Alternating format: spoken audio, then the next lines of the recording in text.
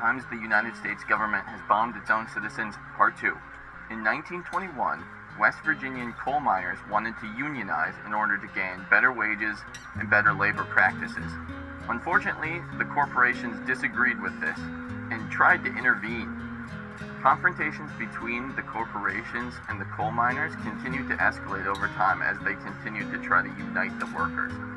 Eventually, there was armed conflict in between the coal miners and the corporate interests.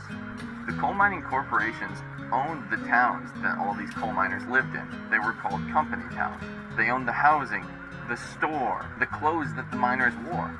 Some miners didn't even get paid in cash. They got paid in scrip, which could only be used in the company store. This created a loop where coal miners ended up spending all their hard-earned money back to the corporation that paid them in the first place.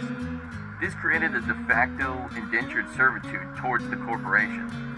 When coal miners united and protested against this, it resulted in armed conflict in between the coal miners and the corporate interests, including the sheriff of the county.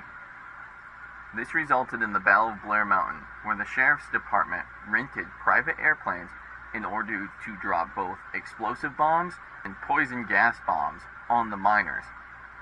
The battle resulted in casualties on both sides, with the corporate interests taking the upper hand by having the higher position on the mountain, despite being outnumbered.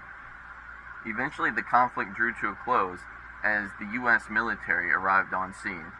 Later, when the workforces were tried for treason, they used an unexploded bomb as a defense for their actions on Blair Mountain.